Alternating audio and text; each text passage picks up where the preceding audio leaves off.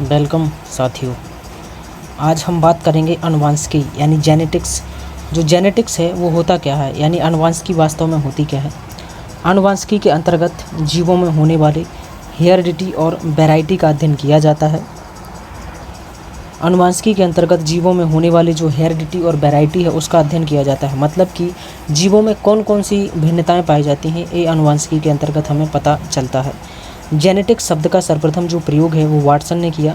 जो जेनेटिक्स शब्द है इसका सबसे पहले प्रयोग वाटसन ने किया था। फादर ऑफ जेनेटिक्स हम किसे कहते हैं, तो ग्रेगर जॉन मेंडल को कहा जाता है।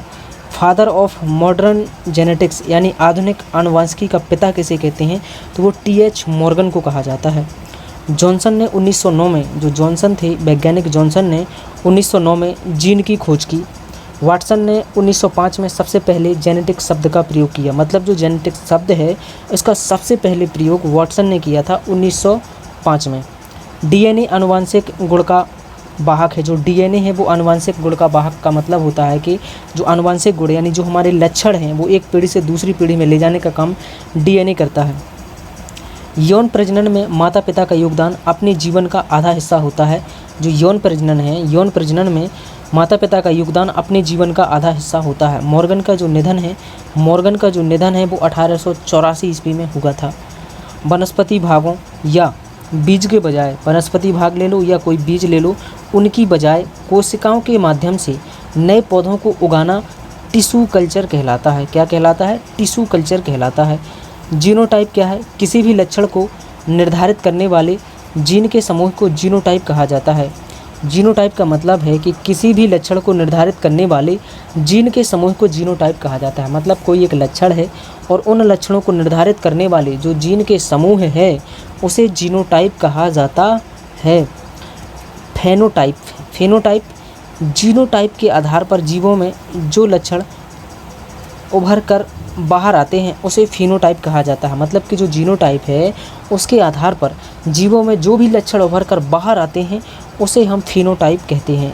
इसे आँखों से देखा जा सकता है। मनुष्य में 46 यानी कि 46 क्रोमोसोम्स या 46 गुणसूत्र होते हैं। मेल का जो स्पर्म है या शुक्राणु है उसमें 23 गुणसूत्र होते हैं।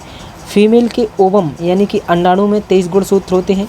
बच्चों में लिंग का निर्धारण पिता के गुणसूत्र से होता है। जो बच्चे हैं बच्चों में लिंग का निर्धारण पिता के गुणसूत्र से होता है। आनुवंशिक सामग्री के वाहक कौन है? आनुवंशिक सामग्री के वाहक युग्मक, जीन है, आनुवंशिकी है या कोशिका है। तो आनुवंशिक जो सामग्री के वाहक हैं वो हो जाएगा जीन। आनुवंशिक सामग्री के वाहक कौन है? जीन है। गुणसूत्र किससे संबंधित है? श्वसन से, स्वांगीकरण से, आनुवंशिक लक्षणों के संचारण से या पोषण से। तो इसका राइट आंसर हो जाएगा आनुवंशिक लक्षणों के संचारण से। अगला प्रश्न है, एक नवजात बालिका की कोशिका में गुणसूत्र का कौन सा संयोजन होता है? तो कौन सा होता है? 44 गुणसूत्र प्लस XX, 22 गुणसूत्र प्लस XX, 44 गुणसूत्र प्लस XY, 22 गुणसूत्र प्लस XY। तो इसका राइट आंसर हो जाएगा 44 गुणसूत्र प्लस XX। एक सामान्य मानव शरीर कोशिका में क्रोमोसोम्स होते हैं, कितने होते हैं? 43, 45, 44 या 46। तो इसका राइट आंसर हो जाएगा 46। बच्चे का लिंग किससे निर्धारित होता है? गुणसूत्र से, माँ के रक्त समूह से, माता पिता के RH कारक से या पिता के रक्त समूह से। सो जो बच्चे का लिंग है वो निर्धारित होता है किससे? गुणसूत्र से।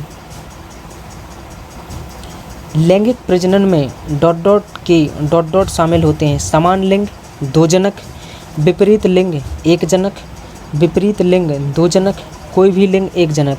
तो इसका आंसर हो जाएगा विपरीत लिंग 2 जनक। आनुवंशिक लक्षणों के जीन समूह को क्या कहते हैं? आनुवंशिक लक्षणों के जीन समूह को कहते हैं एलील्स, फिनोटाइप, जीनोटाइप, प्रबल जीन। तो क्या कहते हैं? जीनोटाइप। क्या कहते हैं? जीनोटाइप। किस प्रकार का जनन अधिक विविधता ला सकता है? किस प्रकार का जो जनन है वो अधिक विविधता ला सकता है? तो वो है लैंगिक जनन। क्या है? लैंगिक जनन। क्या हो जाएगा? लैंगिक जनन हो जाएगा इसका आंसर। मेंडल के नियम तभी लागू होते हैं जब माता पिता शुद्ध प्रजनक हों या कैरेक्टर लिंक किए गए हैं। तो मेंडल के नियम तभी लागू होते हैं जब माता और पिता दोनों ही शुद्ध प्रजनक हों। आनुवंशिक गुणों के वाहक कौन हैं? तो डीएनए है, आरएनए है, बीजांड है, परागकण है। तो इसका आंसर बन जाएगा डीएनए। क्या हो जाएगा? डीएनए इसका राइट आंसर बन जाएगा। F2 जनरेशन में फेनोटाइपिक अनुपात होता है। F2 जनरेशन में जो फेनोटाइपिक अनुपात है वो कितना होता है? 1:2:3, 9:3:3:3:1, 1:3:3:3:9, 1:2:5। तो इसका सही आंसर है 9:3:3:1। वैज्ञानिक मेंडल का निधन कब हुआ? 1884 में, 1874 में, 1879 में या 1856 में। तो वैज्ञानिक मेंडल का जो निधन होता है वो होता है 1884 में। एलील होते हैं, एलील क्या होते हैं? एंजाइमों का वैकल्पिक रूप, जीन का वैकल्पिक रूप, क्रोमोसोम का वैकल्पिक रूप। तो इसका सही आंसर हो जाएगा जीन का वैकल्पिक रूप। इनमें से कौन सा पुरुषों में पाया जाता है? Y, Y, XX, XXY। तो इसका सही आंसर हो जाएगा वाई। इनमें से कौन सा पुरुषों में पाया जाता है? वाई। अगर आपको ये लेक्चर, ये वीडियो आनुवंशिकी के ऊपर समझ आया हो, अच्छा लगा हो, चैनल पर पहली बार आए हो तो सब्सक्राइब ज़रूर करें और कमेंट करके हमें ज़रूर बताएं कि अगले किस टॉपिक पर वीडियो बनाई जाए। जय हिंद, धन्यवाद।